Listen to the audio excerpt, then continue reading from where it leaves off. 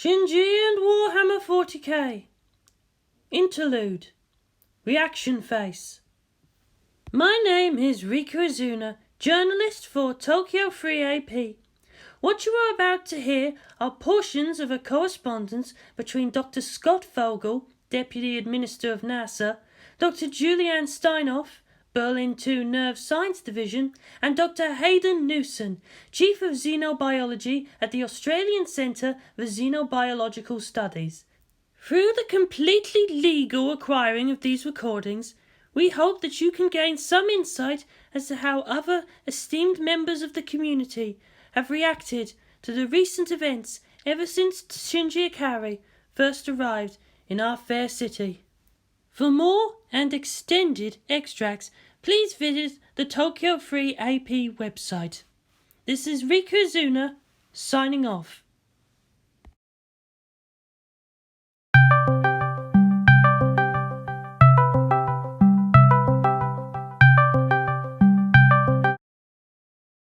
I still feel a twinge of guilt when I think that it took the end of the world to give NASA a proper budget. Granted, there was a point there where the United States seemed on the brink of all-out civil war, but once it was decided that second impact was a result of a relativistic meteorite impact, practically choked on funding after decades of public disinterest. Of course, this is nothing compared to the absolute money sinkhole that was the up-and-coming Nerve. We had no idea what they were even doing with all that money. No offense meant.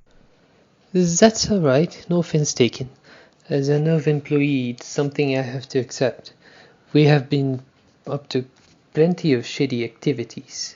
You produced Evangelion Unit 2 and Langley Soryu.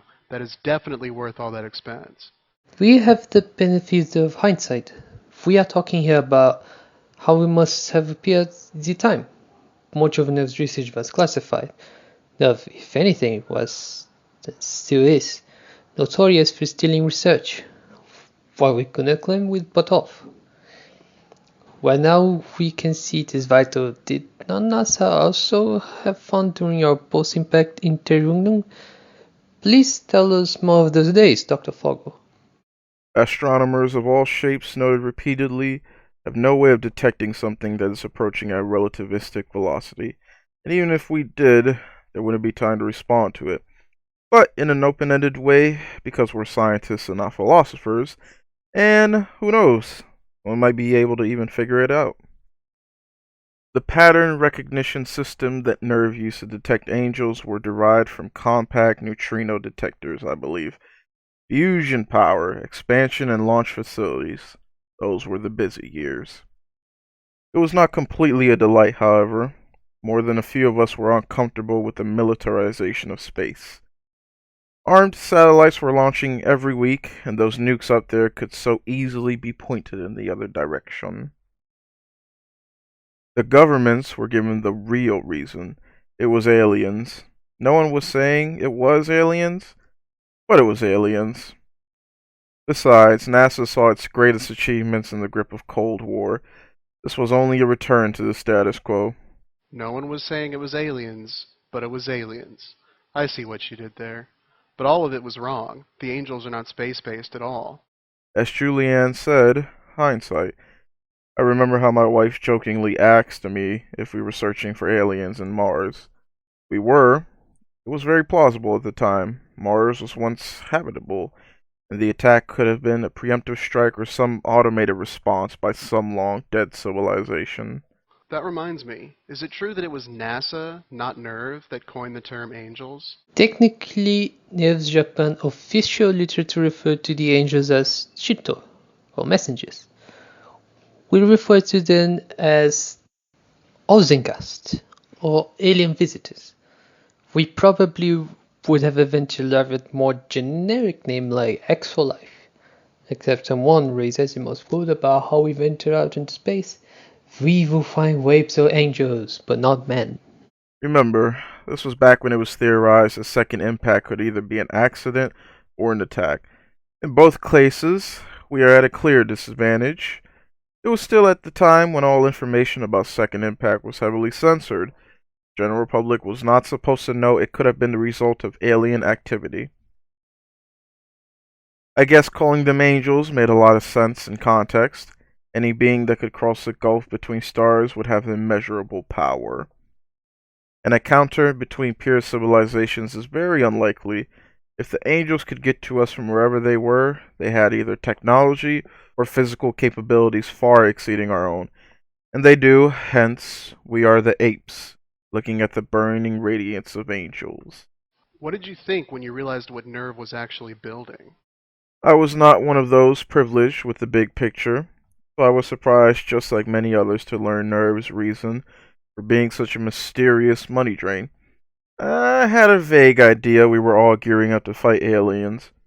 I was thinking Nerve was researching FTL or something like that. Only once the mask looked right would NASA be allowed to learn about it, and then we would build something to take the fight to the stars. For me, it was like, wait, giant robots? We spent all this while just to build robots to melee giant monsters? Why didn't we just build the biggest tank with the biggest gun? Something that can hit things in orbit? AT-Fuel Hex says, no, Dr. Nelson, you can't has your bolo. Oh god, no. Just mentioning AT Field on any BBS leads to like 9 pages of bitching about it. North China is just gone. That could have been us. The angels are getting smarter. Or they've stopped holding back. That should have been us. There was no feasible way of stopping it. I was ready to die. Are you okay? Are you hurt? I am perfectly fine. The moment the first angels appeared at Attack Tokyo 3, I knew there was a chance they might attack this place too. I just never considered that it would be so impersonal. I'm only here because the children from Nerve Japan pulled off another complete miracle. God, I don't know what to think. I'm happy to be alive, but I'm also afraid. It can only get worse from here. Why don't you just leave? If it's so dangerous, it would be insane to stay there. Many have already left. Still, we are doing good necessary work here. If a few more leaves, that would be enough to break morale and show Nerve too. Positron weaponry and apply N2 research may be what it takes to turn the tide. We have stopped trying to produce EVA 5 in favor of producing armor and parts for Tokyo 3's Evas. Doesn't that leave you totally helpless? Let's hope it makes Tokyo 3 all the more attractive as a target. It is worth attacking. If the angels are here to fight, then let them fight. Let them fight worthy opponents. One must still remember how in God's name homie lasers. No, homie antimatter beams. From all the way across the world. The angels are escalating their capabilities, but it seems there is still much about the AT view we do not understand. Is that still classified? People are going insane around here. 3 women created the Evas control systems. Hikari, Akagi, and Soryu, all of them part of the Gehin Artificial Evolution Laboratory. The definitive explanation of the AT field and its connection to human psychomorphic resonance is in Kyoku Zeppelin Soryu's paper. Naoko Akagi's work on artificial intelligence and dual nature existence is still unmatched, culminating in the quantum computing Magi system. Yui Kari's papers read a bit too philosophical, but is the only one that explicitly refers to the AT field as a shield and sword. Yes, these are still classified. You total troll. If you were to say that out loud, heads would explode. I'm really happy that you're okay, Julianne. Stay safe. So apparently psychic phenomena is a thing now. Well, that was an explosive return. This has certainly sent the whole scientific community a-buzzing. Psychic powers from humans. So the angels might not be so alien after all. What does this mean, however? Can we humans also generate an AT field? Psychokinetic, psychoresonant, and psychomorphic activity have nothing to do with the AT field. Really? You sound so sure. That is the official explanation, straight from the Magi data link to Tokyo 3. Straight from Akagi and Yukari, the younger. I am now confident that this is not just another back of lies from our top. But if they are so insistent about this device, I do not know how we can possibly argue otherwise without evidence. Tests have to be made, science must be done. That is the way of things.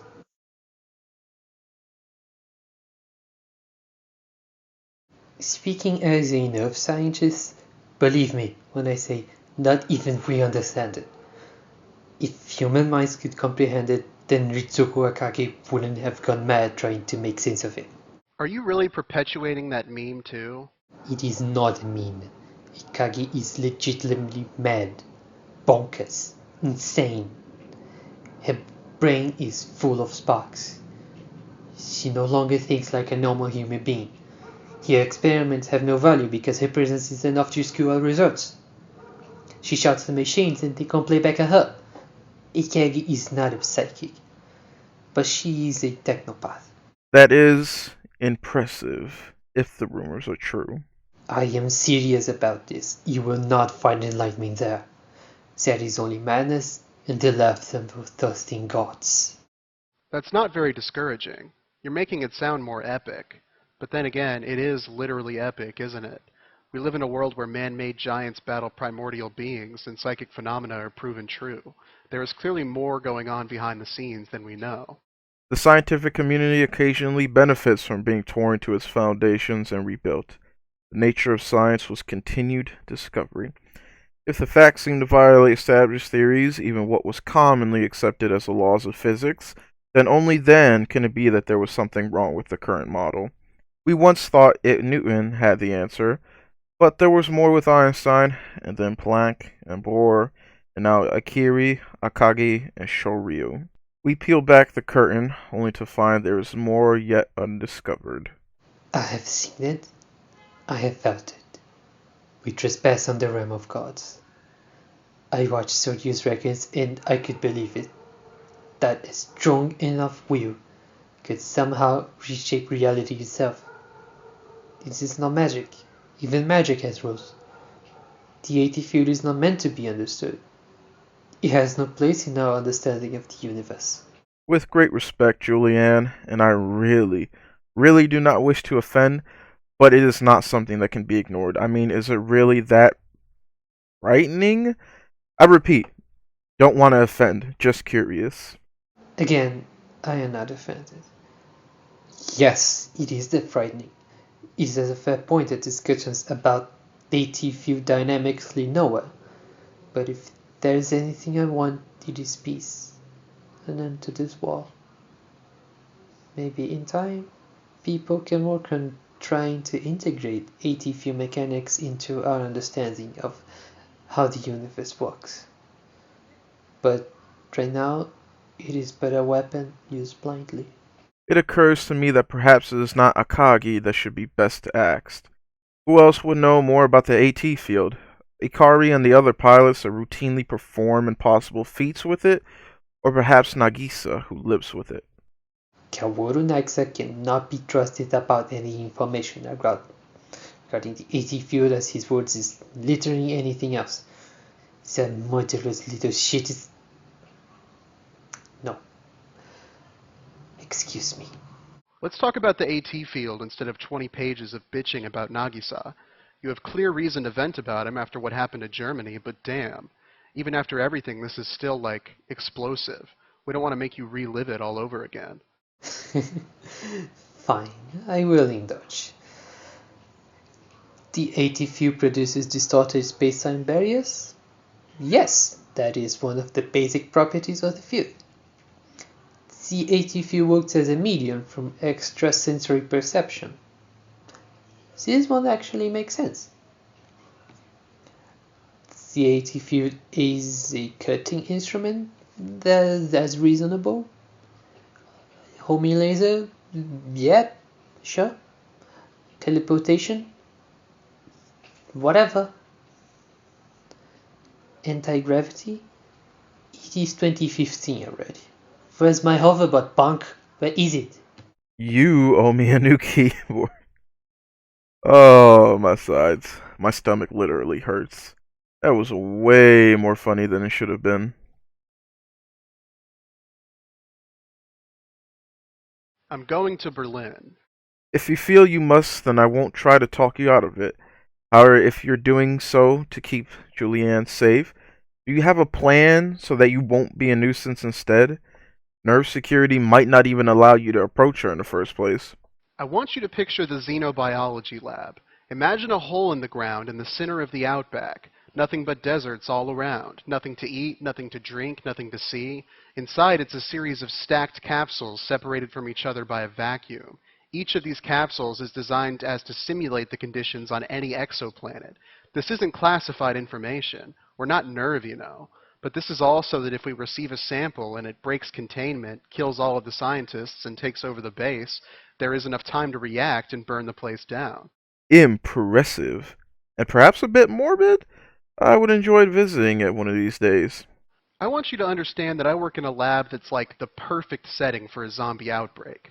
Julie works at Nerve, and it's dangerous, but she doesn't work under horror story conditions that's taunting Murphy just by existing. Alright, so you may pass their psychological requirements. The main question is, do they have room for one more xenobiologist? Who cares? I'll be a technician. Hell, if their cafeteria needs a cook, I'm there. What's important is that she gets someone who can have their back when everything goes to hell.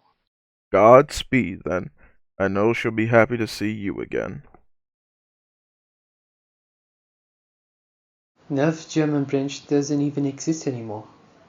The only reason this box even exists is that the server is actually in Cologne. Hey, how are you? I heard things were apocalyptic. Damn it, Julie. I should never have left when you got me arrested and deported. You would have died. The Cretans both found prisoners stuck in jail cells to be a particularly delicious treat. Sometimes you make it really hard to be your best friend, you know that? I'm fine.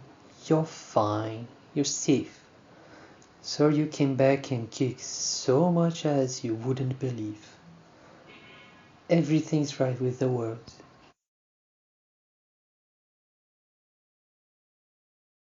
Another thing occurs to me. Others might take comfort and have faith that they're being protected by the new heroes of the age over there at Tokyo 3. I relish that even as the impossible continues to happen, it is a human doing it. It is a human achievement. It was a human soul expressed to the utmost, and the greatest example of defiance against fate that was ever displayed. That a human being can command the AT field so far, it is truly something to make me proud that I live in these times, even if it is full of fear and tragedy. You know, plenty of people doubt that Shinji Ikari is human at all. Why is it that only children can pilot the Eva? What is the quality that sets them apart from the rest of the human race? Soryu is 100% verifiably human though, and she's not the lesser in that trio of pilots. May I indulge in a bit of philosophy? Why do we regard those teenagers to the point of reverence? We human beings have an innate urge to exalt people, to put them on a pedestal. Celebrities, sports legends, heroes, leaders, great men and women, martyrs, saints, and prophets. But I can verify that for those three, it goes far beyond that. There are such things as personality cults and actual cults. I know for certain that there are people ready to start a religion about those three. They are a new trinity. Humans tend to have an undue fascination with the number 3. I wonder why. Excuse my interruption, Dr. Fuggle. Please continue. The battle against the angels is always hard fought, but amidst the existential dread, there is always that one hope that if the world could just support them and hold on, eventually even the angels would break. The angels had an AT field? Well, individual humans might not have that, but in some small way perhaps we wish deep in our hearts. This is our barrier. This is where we stand. This far and no further. Break against it, against terror, anger, against despair, spite against apathy, insolence against loss, revenge. That they are children makes them better symbols for the struggle. The future fights for itself. I think this is why I personally can never be moved by Nagisa's rhetoric. That was beautiful. But must we really talk about Nagisa? You know what they say about talk about religion and politics can destroy friendships, but Nagisa, combines both at once. Maybe even three at once. Politics, religion, and unnatural sciences. Much as I hate to say it, maybe we should. For me, it's closure. For you guys, maybe there will be answers at last. There was a time when Nagisa's philosophy may have been, if not attractive, then at least an acceptable alternative. Then he tried to fulfill it with outright bodyjacking and mind control. See, that has always been strange to me. It's part of why I recoil at a primal level to Nagisa's creed. Why imperil humanity's capacity to defend itself at the moment they needed to come together the most? Why split a straightforward war into two fronts? Nagisa professed to have a better, more efficient way of defending humanity, except that what we were doing was working. It just reeks of selfishness and egotism. For someone powerful enough and cunning enough that, to be honest, did manage to fight against angels and nerves simultaneously with a good chance of winning, his goals and methods are absolute nonsense. If he had offered just to help, he would have been welcomed with open arms. Even theft of the Earth's cradle would be forgivable to some extent, if the resources sunk there were repurposed to fight the angels too. Even an independent second column wouldn't have been disturbed. If he just wanted to take it and flee, no one would have chased him. We had more than enough problems on this besieged Earth of ours. Instead, he showed this ill-timed tantrum and destroyed whatever possible sympathies he may have gathered. Right. Instead, he stupidly decided to fight us, putting in danger our defense of this planet, and now for his pain, got his teeth kicked in. Nagisa's insane. That's all there is to it. Transhumanism and posthumanism aren't bad, per se, but it's not really what we need right now. There's plenty of time for that later. Survival's a sufficiently strong goal, isn't it? My children and grandchildren may experiment and explore those horizons if they want, but more importantly is having them live to have that choice. Not only did Nagisa remove that choice, he sought to apply it immediately. I mean, this is nonsense. There's no need to rush. Or is there? Ironically, the one best equipped to speak of Nagisa's reasoning is Ikari. Which one? Because last I heard, the older Ikari outright betrayed Nerve to join the Cradle. Or was it all a big plot by him after all? Nagisa was just following orders? There's a theory that Nagisa was as mind control as his servants, and in his own way was trying to screw it up. Ah, yes. Credo apologists. If Nagisa were to ask for forgiveness, that's one thing, but we must judge people by what they do, not whatever they imagine they actually mean. The damage can just be waved away, but whoops, my bad. People die from his rampage through Europe. If it wasn't for Suryu, I'd be dead right now. What pisses me off the most about it is that if you break it down to its roots, Nagisa's philosophy is about surrender. The Cradle was a tacit surrender, a subterranean time capsule to preserve a slice of human civilization even if the world itself is wiped clean of life. Nagisa stealing it didn't change anything about that. His philosophy was all about abandoning Earth as a lost cause and the present state of humanity as a failed existence. I mean, who but nihilists would go for that? How do you deal with this? I am never going to be proud of staying up all night to finish work ever again. We've basically barricaded ourselves here. Tea helps. Drugstores out there are looted and burning. The city wants to declare martial law, but even soldiers aren't any better off. And to bring guns into this might just make things even worse. What's important is to just relax. We may not be able to enter into REM sleep, but we can reduce the stress on our body during our waking hours. I'm still able to sleep. I don't know why. Sorry, guys. We are living in literally miraculous times. When do I get to call you Saint Julie? Nothing makes any goddamn sense anymore.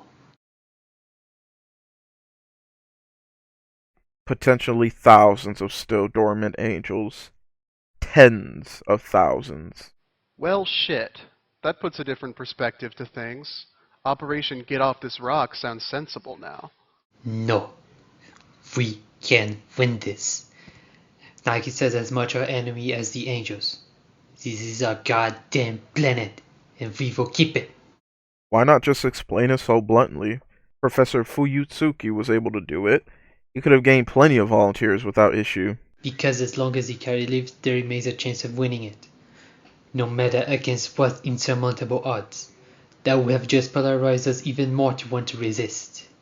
But now, we know Nerve headquarters' plan was to set off a controlled third impact using the pet angel they had in the basement. That sounds incredibly dangerous. Meh.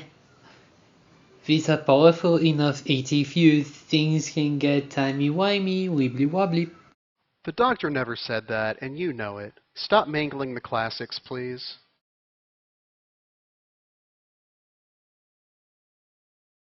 I have no words. How fucked are we? I have no words. This could be extinction level, or not as bad as it seems. We need to watch the results and extrapolate from there. This is getting cosmic. What good can a person do in times like this? What's the point anymore? The point is that we're still here. And that even when separated by continents, we're not alone. Nowhere is safe, Julie. We might as well meet the end together. Too late now, I suppose.